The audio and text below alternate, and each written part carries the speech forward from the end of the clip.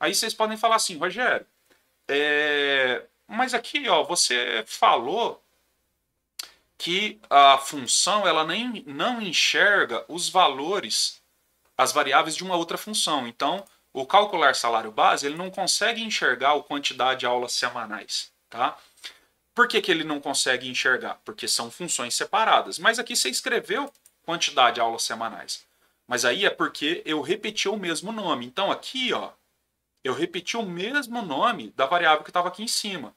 E isso pode ser feito sem nenhum problema. Só que internamente dentro da linguagem de programação são duas variáveis separadas. Elas têm o mesmo nome, mas como elas estão em funções separadas, são variáveis totalmente diferentes, ok? Apesar de terem o mesmo nome, tá? Tanto é que se eu fizer isso aqui, ó, chamar de A, chamar de B e chamar de C, o nosso cálculo continua funcionando certinho. Só que aí eu tenho que trocar aqui para A, B e C, tá? Então, o que, que vai acontecer aqui? Quando eu faço a chamada da função calcular salário base, o conteúdo que está gravado dentro da variável quantidade de aulas semanais vai ser gravado dentro da variável A. Porque aqui, ó, primeiro parâmetro com o primeiro parâmetro de K. O segundo parâmetro com o segundo parâmetro. E o terceiro parâmetro com o terceiro parâmetro, ok? Então é posicional, é por posição, certo?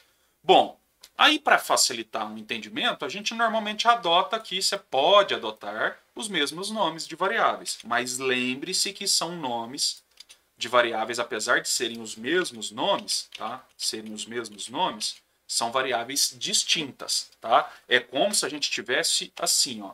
Deixa eu pegar aqui. Deixa eu tentar explicar de uma forma aqui que eu acho que talvez fique mais fácil. É como se a gente tivesse a seguinte situação. Vamos imaginar que aqui, ó, eu tenho um pedaço lá na memória RAM do computador. Eu tenho aqui, ó, um pedaço da memória que foi reservada para o programa início. E aqui eu tenho um outro pedaço da memória que foi reservada para a função calcular. Aí aqui dentro do início foi criado três pedacinhos aqui, ó, três porções da área de memória com o nome de QTDE, QTDE aulas semanais, valor hora aula e semanas no mês. E aí lá no pedaço de memória da função calcular, eu também tenho esses outros três locais de memória que eu dei o mesmo nome, mas são locais diferentes, tá? Tanto é que para vocês conseguirem entender isso, vamos fazer um exercício aqui para que eu acho que isso aqui fica fácil de entender. Olha só, vamos imaginar que eu tenho a seguinte situação aqui, ó, função teste. Aqui dentro da função teste, eu vou declarar aqui uma variável inteiro A. Eu vou falar que o A é igual a 60. E aqui eu vou falar inteiro A é igual a 70. Aí eu vou chamar a função teste aqui. E depois eu vou fazer um escreva. E vou imprimir na tela o valor de A. Bom, o que num primeiro momento vocês podem pensar? Beleza, executou aqui, eu criei uma variável A, coloquei o valor 70 nessa variável A, aí eu chamei a função teste, aí a função teste veio e colocou 60 dentro da variável A, voltou para cá e eu escrevo o conteúdo da variável A. Aí você vai imaginar que vai sair na tela 60, mas na verdade vai sair 70. Se a gente executar, ó, saiu 70. Por que saiu 70? Porque essa variável A não é a mesma variável A que está aqui dentro, certo? Não é a mesma variável.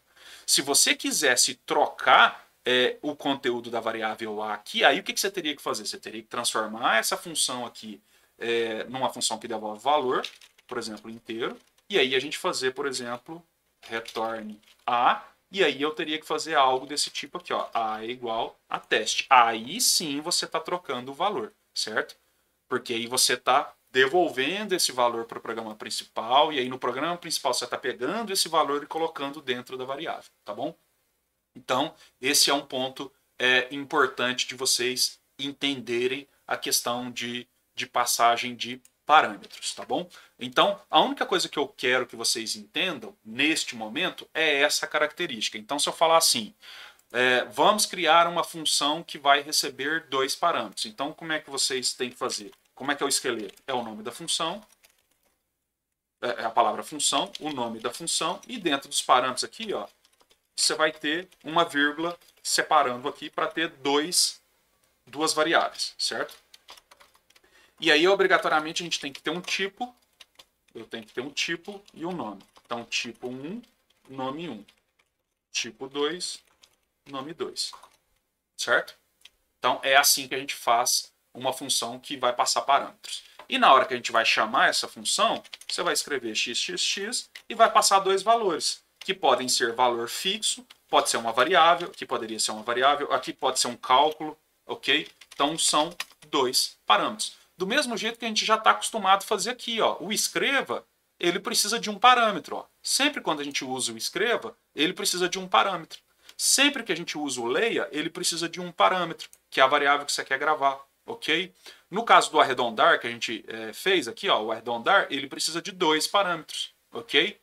Então, a gente só precisa ter isso em mente. Bom, já tinha um item que eu já estava me esquecendo aqui, que é com relação à ordem com que os parâmetros devem ser passados, né? Então a gente tem que tomar bastante cuidado para, na hora de fazer a chamada da função, a gente passar os parâmetros na mesma ordem que foi declarado dentro da função.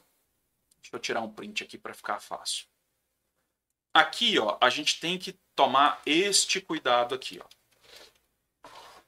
A ordem das variáveis, a gente tem que seguir elas. Então, se aqui, ó, se eu disse que na assinatura da minha função, o que é assinatura de função? Esse é um termo que a gente usa nas linguagens de programação. A assinatura da função é o nome que a gente deu para a função e os parâmetros e a quantidade de parâmetros que você tem dentro daquela função. Então, a gente fala que isso aqui é a assinatura da função, é o cabeçalho dela ali, é essa linha aqui, ó. Essa linha aqui, que tem o nome da função e os parâmetros dela. E o tipo de dados que ela devolve, tá?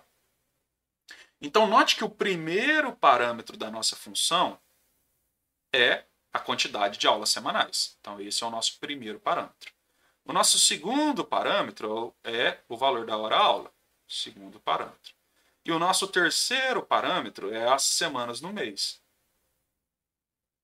Então, na hora que eu vou fazer a chamada da minha função, na hora que eu vou chamar calcular salário base, eu tenho que passar 3 valores também, porque na função eu estipulei que são 3 valores. Então, eu tenho que ter aqui 3 informações. Então, note que se eu inverter aqui, ó, se eu colocasse primeiro, se eu escrevesse, se eu trocasse essas variáveis de lugar aqui, ó, se eu trocasse, escrevesse primeiro valor da hora-aula e depois quantidade de aulas semanais, esses valores seriam gravados trocados aqui dentro das variáveis.